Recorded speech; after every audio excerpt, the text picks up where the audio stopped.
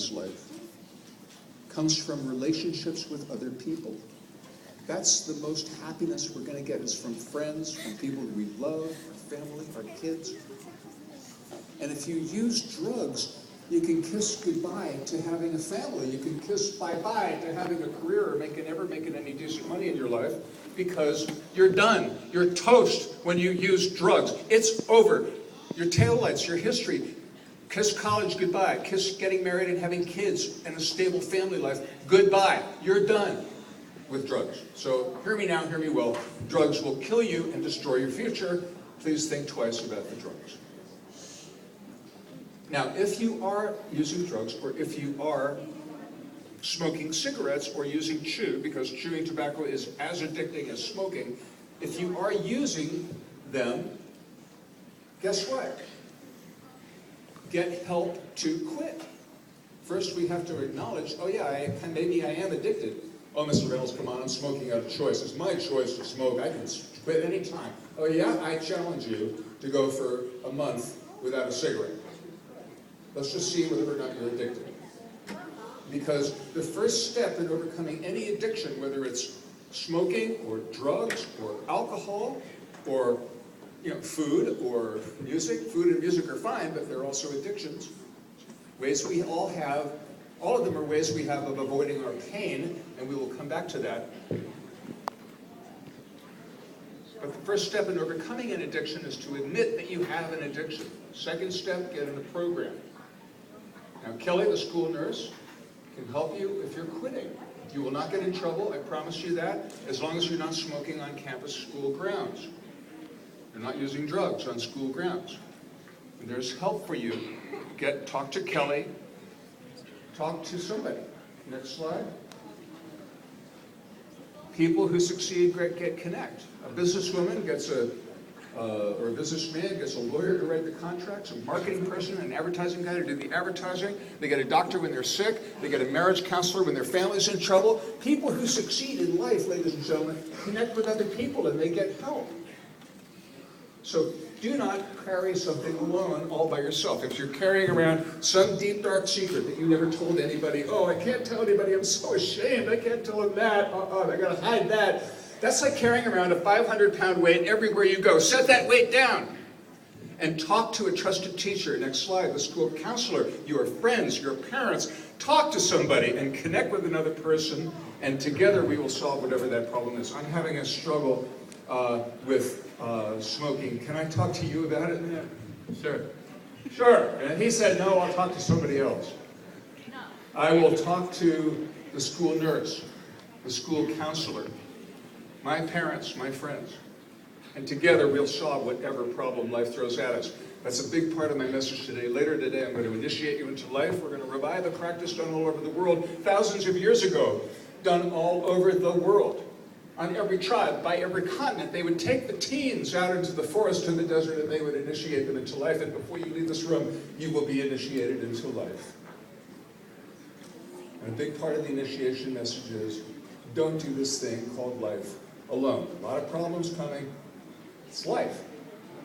And when we have them, we don't want to go out and smoke or drink or use drugs. We want to solve those problems together with another person. Now, let's have the next slide. I want to talk briefly about smoking in movies. We're going to go right through these. Next. There's Betty Davis, and there's Humphrey Bogart, who died from smoking from lung cancer, a big star of the 30s and 40s.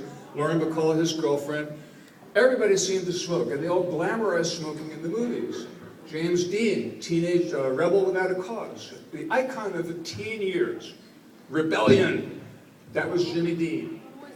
And even today's stars, Katy Perry and James Franco, have glamorized smoking in their glamour shots. So let's take a look at Eva Longoria, who doesn't smoke in the show, the TV show Desperate Housewives, but she smokes in real life. Oh, bad vampire!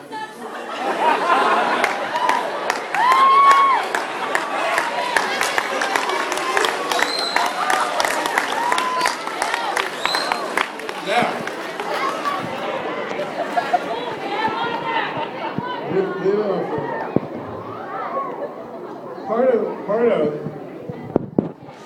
Part of the initiation message. Part of the message of it. Look, this guy is not caring about you. He cares about what his agent tells him, his photographer, his director, his makeup artist. This is who these people listen to. They tend to be movie stars. I met lots of them. They tend to be very self-involved. They care only about their own career, and they will dump you and go make a movie, and you won't hear from them for 4 or 5 months. Because they got to get that next picture, and you're not important in that social ladder that they have to climb 24/7 to keep their status as top 10 box office stars. But I will tell you, as part of my initiation, that not everybody out there cares about you. As part of this initiation into the real world today, Robert Pattinson doesn't care about you. And a lot of people don't, you know? So the point is, why do you want to hero worship somebody? Initiation today. Wow, they're so wonderful, they're so great. You're giving away a lot of credit to somebody you never even met. Hold on to that credit yourself, and instead of making this guy a hero, because he clearly is betraying our kids by smoking and glamorizing it here, instead of making him a hero, remember that you too are a hero. And when things go wrong, you're like giving away all the credit to somebody else. Well, they're wonderful, they're so great. You're a hero, man. And by the same token, when things go wrong, it's the same error to blame somebody else. It's their fault that my life is screwed up. Because probably you had something to do with it. Instead of giving away all the blame, you might want to keep a little of the responsibility for yourself. Figure out what your part in things were. Okay? So anyway, movie stars, they're not always on your team. And remember that you're a real hero. Even more than those guys. There's very few real heroes in this world. Initiation today. Next slide, please. That would be a surprise. Yeah. And guess what? She died. Sad to say. I mean, I used to put this slide up. No, I don't like her. And I feel sad. I don't know about you looking at that. It was funny at first. It was funny for a long time. But Amy died. And she was a big drug addict. And she was so talented. I didn't know her. But I knew her music. You all know her music. She was brilliant. She was talented. And she's dead from drugs in her 20s, man. All right, so let's move on from Amy Winehouse. Not glamorizing smoking. And Barry did not become the Marlboro Man smoking a cigarette, okay? Move along. Cameron Diaz and other people. All right. They're making smoking look cool, some of them. Next. Okay, so smoking in movies. Anybody not like movies? Almost all of us like movies. When you go to the movies, keep your eyes open, initiation today, because when you go to the movies and see a star lighting up on the big silver screen, they're setting a bad example for our kids. Be empowered, have your eyes open, initiation today. Okay, tobacco ads. Let's fly through some of these. We got Joe Camel. Anybody not remember Joe Camel? Keep going. The cartoon camel, we have lots of these. Keep going. Smooth character. And the hard pack. Now, hold it. Next one. Stop. They made smoking look like it was cool.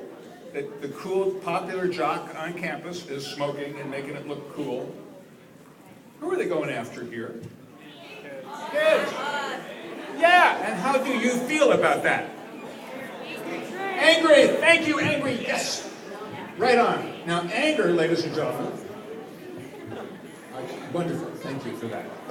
Right on the money. A lot of teens are angry. We're having to take on more and more adult responsibilities. I liked it when I was a kid, and I didn't have any responsibilities at all. I'm angry. Well, yeah, of course you're angry. It's normal. Anger doesn't have to be a big temper tantrum. I'm furious having a tantrum. No. Anger can be, Mom, I'm a little angry about that. Or I'm a little angry about this kind of advertising. That's appropriate anger.